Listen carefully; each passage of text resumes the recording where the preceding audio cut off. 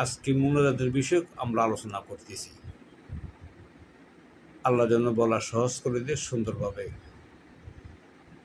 আমরা সালাম ফিরে যে মুনাজাত ধরাটা কেউ বলে বেদাত। কেন বেদাত? কেন একটা লস, লাভ কেন নাই? এটা আমরা সংক্ষিপ্ত আলোচনা করব এবং লম্বা যত ছোটোই করি তবু একটা পরিমাণ শুনলে অনেক লাভবান হবে ইনশাল্লাহ। অনেক কিছু বেদাত আমার থেকে সরে যাবে এবং অনেক লাভবানের দিকে আমরা যোগ হয়ে যেতে পারবো ইনশাআল্লাহ। মুনাজাত সালামটা ফিরাইয়ে আমরা, আল্লাহ বলছেন যারা কর্ম তারা সালামটা ফিরাইয়ে সুন্নত পড়ে তারা কর্ম চলে যাবে। তাদের জন্য ওই কর্মটা যখন জিকির করবে ওটা তাদের জন্যে লাভজনক বেশি। তাদের সময় আছে, বয়স হয়ে গেছে, কাজ নাই, কর্ম নাই, তাদের জন্য এই সুযোগগুলো বিশাল আকারে। যে সালাম ফিরানোর পরে যদি আমরা আয়াতুল কুরসি পড়তে পারি, তাহলে আয়াতুল কুরসির বিনিময় আল্লাহ আমাদেরকে এই জানাতে যাওয়ার জন্য শুধু মৃত্যুটাই আমাদের জন্য একটা দেওয়ালয় আছে। এই তো গেল এই সুযোগ। এরপরে আমাদের 3 তসবিহ পড়লে আমাদের সমস্ত গুনাহ মাফ হয়, আর এটার নেকের পরিমাণ বিশাল আকার। আর তসবিহ পড়ার বিষয়টা নামাজের 5 ওয়াক্ত নামাজের পরে তসবিহ পড়াটা সুযোগ হয়। এটা টাইম সেটিং থাকে, আর অন্যভাবে এত সুযোগ হয় না। কিছু পড়া হয়, কিছু পড়া হয় না।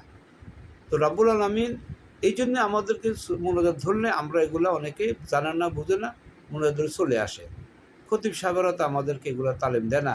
আল্লাহ যদি হয়তো যদি কোনো দিন ইনসাফ করে করবো, আর নাহলে আল্লাহ যদি কোনো সুব্যবস্থা করে আমরা হয়তো শিখাবো। আমরা তসবিহ কেন পড়ব? বলছে মুমিনদের জন্যে এই নফল আবাদতগুলো, সুন্নত আবাদতগুলো ফরজের মতন। কেন ফরজের মতন?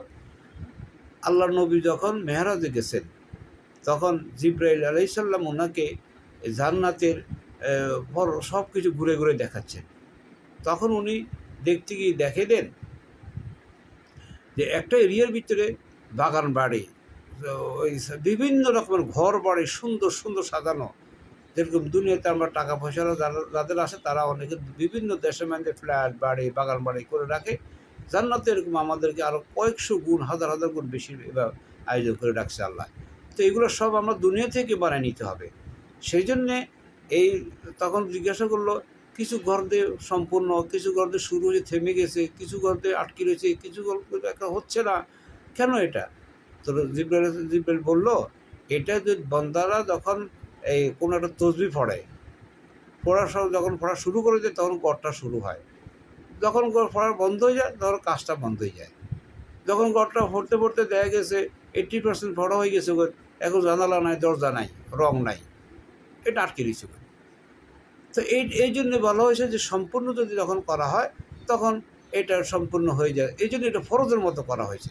কারণ আপনি যদি দুনিয়াতে একটা ঘর বানান, আপনার এখন ঘরে যদি জানালা না থাকে, দরজা না থাকে, টয়লেট না থাকে, রং না থাকে, আপনি কি করবেন? জমি জমা বেচছিল তো লোন লইয়ে তো আপনার বাড়িঘর করবেন। এই জন্য এটা আপনার নামাজ সালাম ফিরানোর পরে আপনার মুনাজাত ধরার কোনো সুযোগ নেই, বেদাতে পরিণত করা হয়েছে আল্লাহ। কারণ আলেমেরা তো আলেমের ভিতরে আল্লাহ রসুল বলছে বাণীতে যে আলেমের ভিতরে যদি লোভ ঢুকে তখন আলেম থেকে এলেম বাহির হয়ে যায়। তা আপনি আলেমদের ভিতরে লোভ ঢুকছে কেমনি বুঝবেন? এরা ওই মিল্লাত ধরে রাখছে, বালাকার উল্লাদি মিল্লাত পড়ায় জেরাপিগুলো খাওয়ায় আলায়। এরা নিজেরা ঠকতেছে। এটা করি আল্লাহর সাথে এরা অনেক রকমের আমাদেরকে জুলুম করতেছে এরা। তো যাক, আমরা সেদিকে না যাই, আল্লাহ আমাদেরকে যদি রহমত করে ইনশাল্লাহ করবে। আমরা নামাজ পড়ার পরে মুনাজাত ধরার করবো না।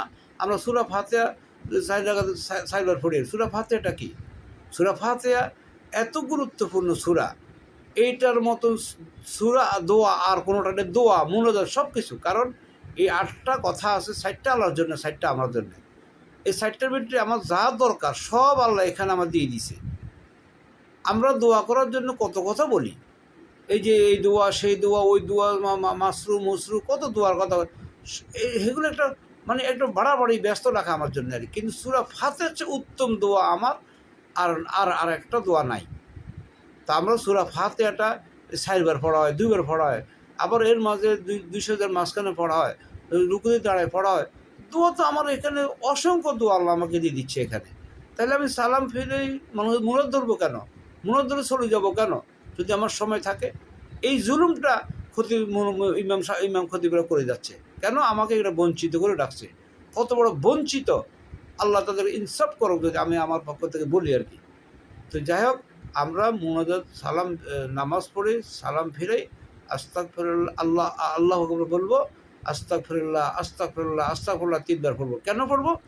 আমার যদি নামাজের ভিতরে কোনো ভুল ত্রুটি থেকে থাকে তা আমি আল্লাহর কাছে মাফ চাই বলছি। আল্লাহ বলছি কি আল্লাহু আকবার, আস্তাগফিরুল্লাহ আস্তাগফিরুল্লাহ আস্তাগফিরুল্লাহ, হে আল্লাহ আমাকে মাফ করে দাও, আমি এখানে যতগুলো ভুল ত্রুটি হয়ে থাকে।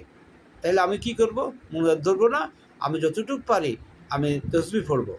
বিভিন্ন আকার তসবিহগুলো আমি সম্পূর্ণ করব। করলে আমিও পরকালে আমাদের বিভিন্নভাবে বিভিন্ন রকমের ঘর বাড়ি বা বাগান বাড়ি, ওই যে ছোট ঘর, অনেক রকমের আল্লাহ বুঝতে আমল করে আমাদের সহজ করে দেখ। আমিন।